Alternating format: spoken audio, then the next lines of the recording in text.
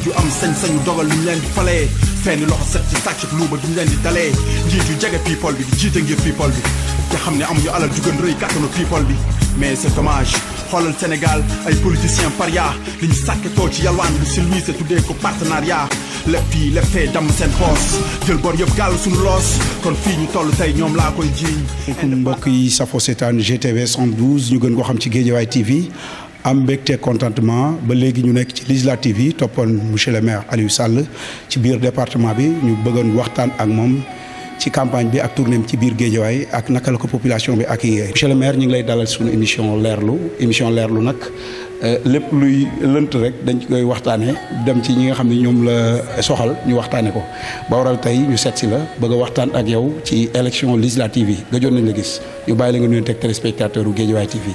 jërëjëf ma xaalis jërëjëf Guédiawaye TV maa ngi nuyu waa Guédiawaye yëpp di leen sant di leen gërëm surtout di leen gërëm ndax léegi mu mot weer bi ñu commencé def ay proximité boobu campagne électorale sax tàmbaleegul ba ci campagne baa ngi waaj a jeex waaye fépp fu ñu dem baat bi benn la nit ñi namm nañu fekkoon na nag ñu nit ñu namm leen bu baax kon ni ko gars yi waxee rek nammante la woon waaye ñu ngi leen di sant ci tertu yi ñu tertu bu ànd ak kontante tertu bu ànd ak yaakaar tertu bu ànd ak ñiiwantal loolu yëpp nag tax na sunu engagement ñu gën ko dëgëral xam ne am na loo xam war nañu ci Guédiawaye te mooy taxaw fexe demander baatu askan wi suñu ko joxee nañu amee woon yitte ci ñoom ñu gën a dëgëral yitte jooju. waaw monsieur le maire tey gis nañ ni yaa ngi bokk ci intercoalition jàmm ak njëriñ muy coalition boo xam ni dafa boole ay coalition yu bëri. tey tëggin bi ñu jaaxal sénégalais yu bëri stratégie bi ngeen ko tëggee ci fan la jógee ba ngeen teg intercoalition bi mel noonu. waaw mbiru yàlla la rek parce que wax dëgg yàlla man fekkeewu ma sax bañ koy wax. en tout cas daal résultat bi moom importance. résultat bi lan la résultat bi mooy tey jii li ëpp ci ay parti opposition d'accord nañ ci kàddu ne fii ci Guédiawaye liste jàmm ak njëriñ la ñuy voté liste jàmm ak njëriñ nag man Aliou Sall. bi bu nouvelle responsabilité Amadou Ba ak Néné Fatoumata Tall bu APR ñoo nekk ci liste boobu. donc liste boobu mooy liste mooy bulletin wu Amadou Ba mooy bulletin wu jàmm ak njëriñ. kon li am solo mooy man ak Néné Tall ñoo nekk candidat titulaire yi am na tamit ay candidats suppléants yu mel ni Modou Mamoun Ngom ak Ndeye Khady Diop waaye opposition bi daal ku ci nekk bàyyi na la nga bëggoon. jiital intérêt Guédiawaye jiital intérêt askan wi teg ma ci kanam man ak Néné Tall. ñu gis monsieur le maire Aliou Sall mu demoon ci élection def liggéey bu rafet ci biir Guédiawaye ñëpp ne jarul muy campagne ñu gis waa Guédiawaye rocc la dugal keneen ñu gisaat ba nga ñëw waroon mën a dem ci liste nationale yi nga dëgmalaat Guédiawaye choix bi naka la demee parce que ñu ngi force ci yow bëy sax ni am na ku la proposé woon ne suñ sañoon nga dem liste nationale. yow ni da ngay yam fii ci département bi. waaw ñi may àndal ci wàllu politique xam nga ñoom it dañuy am ñeewantal. am ci ñoo xam ne dañuy ragal comme ñàkk nañ élection ñàkkaat ko bu ñu demee mën nañ am risque. ñoom nag xam naa dañ may xalaat lu bëri. bëgguñ ma ñàkk bëgguñ ma am défaite. donc c'est normal élection bu yegsee surtout bu mel ni législative li leen di gënal mooy ma dem ci position boo xam ne du am risque. man nag dama xamul politique bu amul risque. tamit booy politique il faut que ngay politique askan wi nga koy defal. kon dafa am importance nga taxaw ci weti askan wi ne lii laa leen di proposer. su ko defee ñoom nag ñooy xool kan la ñuy wóolu. xool seen intérêt xool seen bëgg-bëgg xool lu bëri doog a tànn man nag ragaluma. jàkkaarloog askan wi tàllal suma loxo ne leen candidat laa. am naa yéene ci dëkk bi am naa yéene ci askan wi proposé leen ñu woteel ma waaye ñoom moom seen bopp nag comme li ñuy wax électeurs yi ñoom ñooy buur ñoom ñooy tànn mais man ragaluma tànneef boobu mu ngi mel ni ab mbër bu ne moom du dem ci làmb ji parce que day ragal a daanu kon kooku du mës a daan. du mës a daan waaw te tamit yàlla bu defee yow nga gagné ñeenti élection dem ci yeneen ñetti élection perte da ngay xam ne nag affaire bi aussi démocratie la. mais bu teyee nga gagné bu subaa ñu gagné la lu ci nekk rek dafa am facteur. mais li am importance mooy am nañ yaakaar. ndax dugg nañ ci dëkk bi dugg nañ ci askan wi déglu nañ nit ñi xam nañ ne vraiment rëccu am na par rapport ak élection yu fi amoon.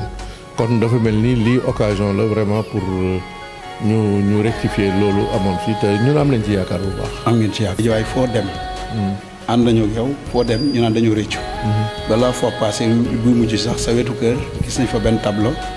ñu tuddee ko rond-point Aliou Sall. def ci dañoo juum ñu ngi jéegulu. tey que nekkul moo ñëw nga ne candidat Guédiawaye laa doon pour porter drapeau Guédiawaye. bi ma tàmbalee 2013 di politique ci Guédiawaye ba léegi. amul benn élection boo xam ne raté naa ko. moo xam candidat laa moo xam damay jàppale benn candidat comme présidentiel. amul benn bu ma raté boo xasee bay def politique da ngay taxaw rek résultat boo am da ngay taxaw rek bu fekkee dëgg la ci yow. askan wi nga taxawal waruloo def ne am naa lu ma neexul ci élection rek damay bàyyi wala damay rocceek kon xel xalaatul woon ma ànd ak suma wér-gu-yaram ñëw ci élection législative te du ma bokk. loolu moom loo xam ne la kon nit ñi dinañ jaaxle sax ndax est-ce que kon la ma doon wax Guédiawaye laa bëgg Guédiawaye laay liggéeyal ndax dëgg la ci man bëgg Guédiawaye bëgg liggéeyal Guédiawaye loolu rek moo tax moo ma motivé ma mun ñëw bokk ci élection bi mais man politique du ma ciy calculer. conviction laa ciy demee maanaam gëm ne am na rôle bu ma war a jouer. ma jéem ko jouer. nit ñi nag après ñoom ñooy décider.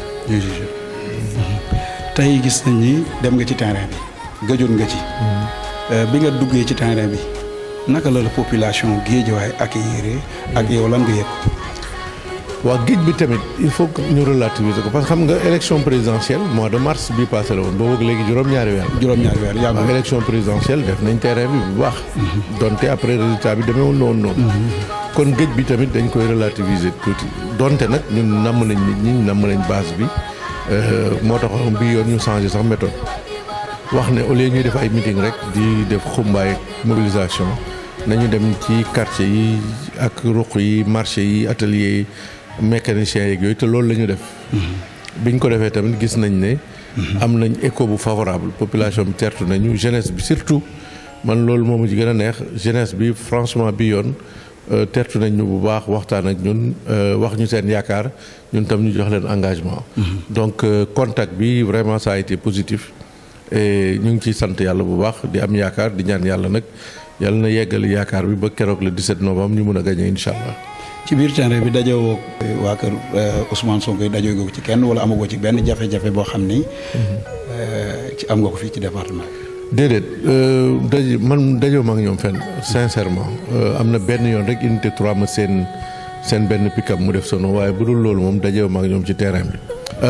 am na leneen lu ma war a souligner tamit c'est que man xaw ma sax ñoom ñan lañ def candidat biir Guédiawaye. très sincèrement candidat bi mun na am sax ma rombanteeg moom du ma ko xam. te gëm naa ne tamit waa Guédiawaye ñu bari xamuñu kan mooy candidat wu Pastef. candidat loolu daal léegi rek votel koo xam ne xamoo ko tam daal defe naa xaw na doy waar. mais man dajoo ma ak ñoom fenn ci mbedd yi et puis de toutes les façons. mais ñoom Sonko moo leen di campagne. waaw dëgg la. soog rek Sonko ñëw validé gars yi validé. waaw mais élection locale la tamit département bu nekk da ngay tànn sa député. Sonko moom du représenté Guédiawaye. du représenté Guédiawaye donc dañu war a wut ay député yu dëkk Guédiawaye ñu xam leen am ci ñoom yaakaar. de toutes les façons ñun amuñoon benn risque parce que neewoon naa même bu ñu nar a jàkkaarloo ak caravane bu waa Pastef damay jàdd bàyyi leen ñu dem. ndax ñun jàmm la ñuy wut mënuñu suñu liste tudd jàmm ak njëriñ ba pare ñu ut confrontation moo tax même bu fekkoon nañu waroon dajeek ñoom. ñun dinañ jël suñu décision jàdd dem parce que du foofu la. affaire bi du foofu affaire bi mu ngi ci élection bi. élection bi mu ngi ci askan wi te askan wi ñoom seen bopp bëgguñ fitna. kon li am importance mooy dem ci askan wi waxtaan ak ñoom buñ la wóoloo ñu fal la waaye du dem di diirante mbagg ak di sànnante xeer di reyante ñun newuñ ci loolu sincèrement. mais monsieur le maire gis nga Guédiawaye dafa lëndëm gis nga Guédiawaye jafe-jafe yi réclamation yu bëri na. yow boo demee assemblée ban taxawaay nga war a taxaw pour Guédiawaye gisaat boppam ci Sénégal. waaw xam nga Guédiawaye moom yàlla moo ko defal mu nekk dëkk boo xamante ni dëkk bu siiw la dëkk bu am taxawaay am ay cadre ay experts yoo xam ku ci nekk joué nga rôle bu am importance. yàlla tamit def na bi ñu fi nekkee vraiment dëkk bi kaye woon na lool macha allah ñun nag loolu lañ bëggaat Guédiawaye retrouvé waat place am ba nga xam ne. dina continuer nekk référence bi mu nekkoon. ñun sunu taxawaay assemblée mooy nekkal fa Guédiawaye nag dafa am ay problème yoo xam ne war nañ ko mën a régler problème bi ci gën a tar mooy problème mu assainissement c'est-à-dire que gouvernement Macky Sall def na fi ay efforts yu mag yu tax inondation yu mag yañ doon gis. wàññeeku na waaye nag li jëm ci assainissement kër yi foos yeeg yooyu dafa am liggéey bu yaatu bu ñu war a def am na tamit ay gox yu ci mel ni ay cité Junqoob ay unité 3 yoo xam des na ay inondation même Médina Gounass un tout petit peu dañ ko war a régler bu loolu weesoo affaire formation ak emploi jeunes yi man loolu bëgg naa ci def benn projet de loi boo xam ne day wax amul benn jeune bu war a toll au niveau bac te du am formation professionnelle du am métier donc yooyu yëpp ay xalaat la waaye tamit utal Guédiawaye investissement yu am doole yoo xam lii ñu fi commencé liggéey dinañ ko yeggali incha allah. gis nañ ni Guédiawaye tey jii ci côté infrastructure amoon nga ci ay projets yu bëri. nit ñi du ko xaar parce que booy déglu sax ci information yi ñuy am. dañuy wax ne Aliou Sall ambition ci Guédiawaye ay infrastructure yu rëy gis nañ ko nga taxawal ko biir Guédiawaye. est-ce que infrastructure yooyu bu demee assemblée di naka nga koy valider ba sa Guédiawaye di doxee. am na ay idées yu ñu am xam nga BRT bi actuellement dafa ñëw ba préfecture foofu la yem mais ñun bu doon suñu sago corniche bi jëm Waxirane yëpp dañ koy aménager mu nekk BRT. comme ça BRT bi di mën a jóge booru gàddaay mun na yegg sax ba Malika desservir foofu ñëw jaar gàddaay traversé Njaareem ñëw préfecture loolu dina mën a tax population yi gën a bëri bénéficier wu ci leneen li tamit mooy tali karo yi ñu tàmbale woon ñu yeggali ko ba nga xam mbedd suuf daanaka dootul am Guédiawaye waaye loolu dafay ànd nag ñu defal ay caniveau assainissement parce que boo defee fépp pavage te defaloo ay assainissement loolu dafay indi ay difficultés donc vraiment am nañ yéene continuer ko surtout ci école yeeg yëpp vraiment am nañ ci yéene bu baax. Mimi Touré génn na yëkkati kàddu. non man du ma tontu ci détails yooyu nag wax dëgg yàlla man. est-ce que am nga yaakaar ni élection yi sa loxo la ne. élection moom ci loxo borom bi rek la ne. waaw ndax yàlla mooy joxe ñun li ñu mën mooy wax ak askan wi convaincre leen. yaakaar naa ne convaincre nañ leen. waaye lii am le 17 yàlla doon ko xam yàlla nañu ko yàlla jox muy ndam li. waaw Guédiawaye TV xam ne yaa ko taxawal. lan ngay wax ay jeunes nekk fa di liggéey tey Maxaali moom ku wax ne Aliou Sall wax ne Maxaali. tey lan ngay wax ci Guédiawaye TV ci taxawaayam ci Guédiawaye. waaw xanaa souhaité leen ngeen nekk télévision bu mag nekk télévision de la banlieue di comme ni ngeen koy defee di traiter questions yi concerne banlieue bi. tamit woon nañ ñi ñu jàppale leen pour que télévision bi gën a ñoŋ gën a am doole et man maa ngi leen di encourager. am naa fierté tamit bi nga xam ne. jàppale nañ leen au début il y a quelques années tey ñëw ngeen ba liggéeyal seen bopp ba toll fi ngeen toll. donc ñu ngi leen di féliciter bu baax. ñu ngi lay invité ci télé ba nag nga ñëw xool. danaa fa ñëw incha allah. incha allah jërëjëf. mbokk yi safo seetaan GTV 112 ñu gën ko xam ci Guédiawaye TV am mbégte ci émission leerlu temps bi xat na waaye xajal nañu ci ñuy jaajëfal monsieur le maire di ko wax bonne chance. yàlla na ko yàlla defal jàmm yàlla defal ko teraanga li mu bëgg yàlla def ko muy woyof ci moom mu jot ko ci ni mu ko soobee.